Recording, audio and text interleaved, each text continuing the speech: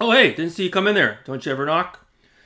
What's going on, guys? Cameron here with Canadian Gamer coming at you with another video. Hope you're all doing well. Hope you're all enjoying that beautiful weather out there wherever you are. Hopefully you're not inside all weekend gaming, speed running, ignoring your significant other. Make sure you get out there and get some exercise and enjoy that beautiful weather. It's good for the mind, it's good for the body, and it's good for the soul. So we've got a little bit of a rant here today. Now, before we even get started, I want to just mention, I'll do another video on this, and I've been meaning to do it for a long time. It's got to do with this blue Yeti mic that I'm using. This fucking mic, and I was told that this would happen. The fucking USB cable, it goes into the mic right at the bottom.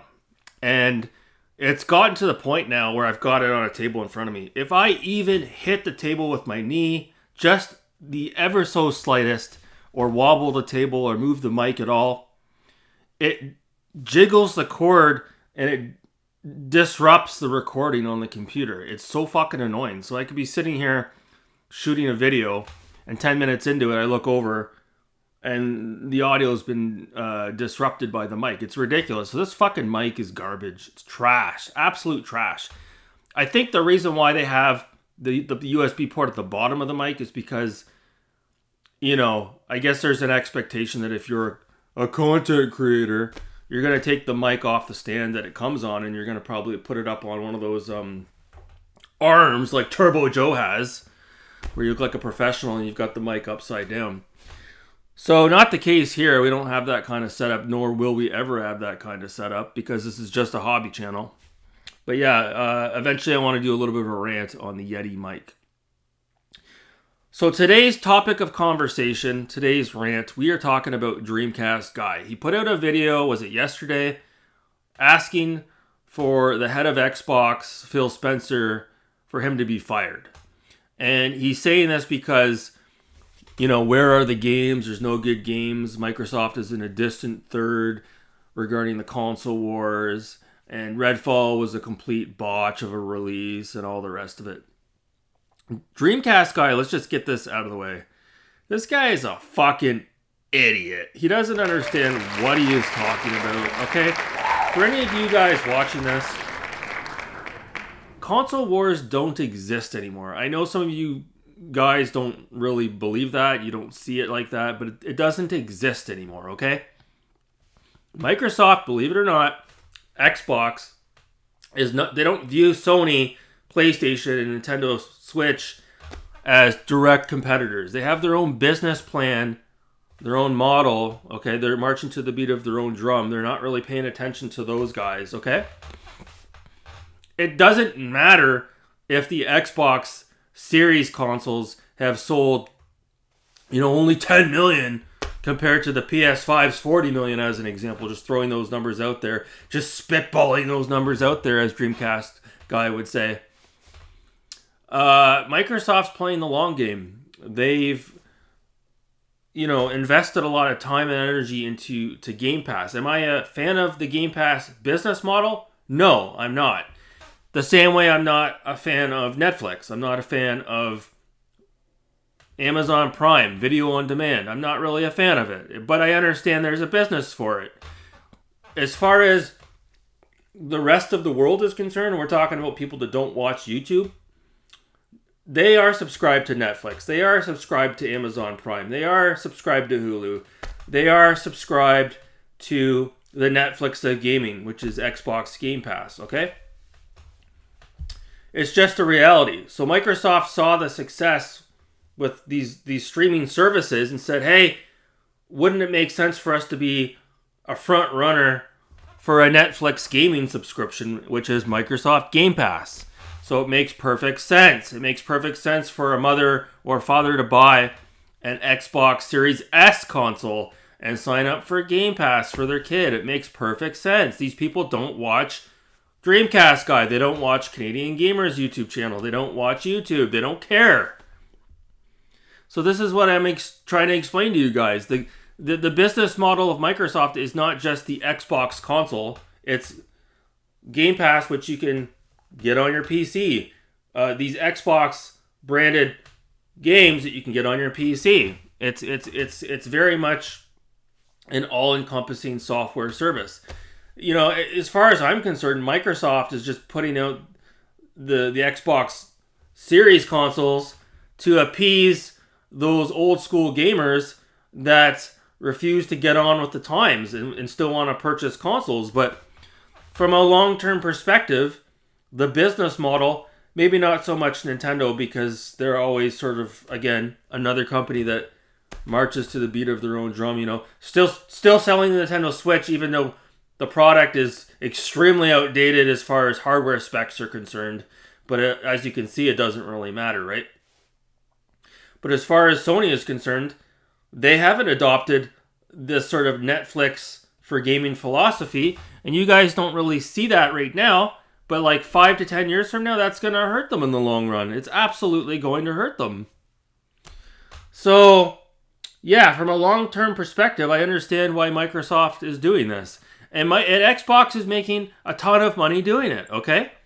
Where they're making their money is not really the consoles per se, okay?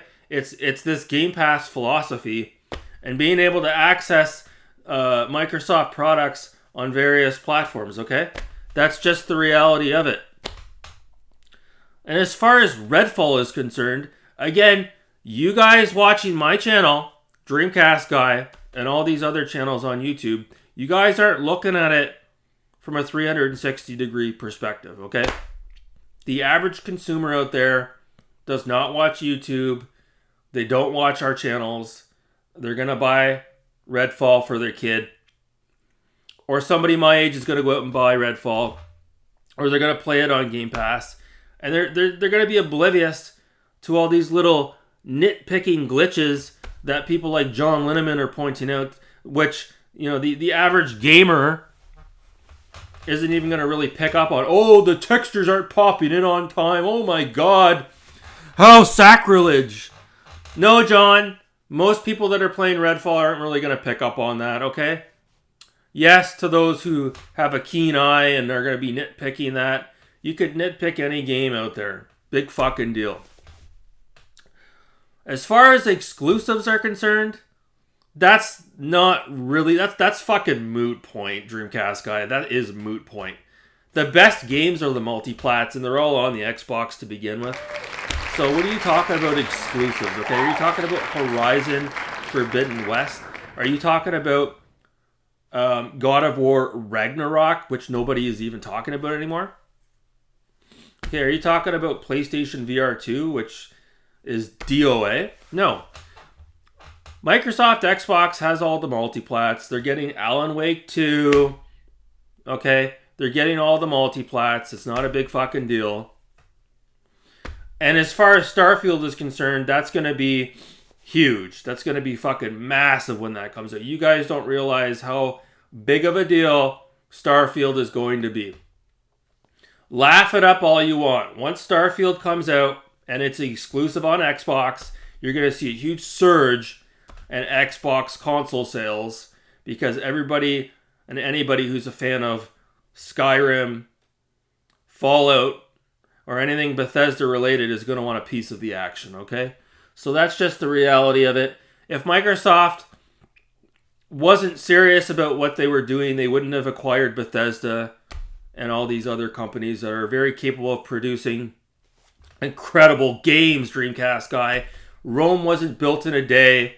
These games take a long time to develop, okay? This horrible Xbox One launch back in 2013 is going to take a long time for Microsoft and Xbox to sort of move past that and get back to where they need to be, okay? It's not necessarily going to happen overnight.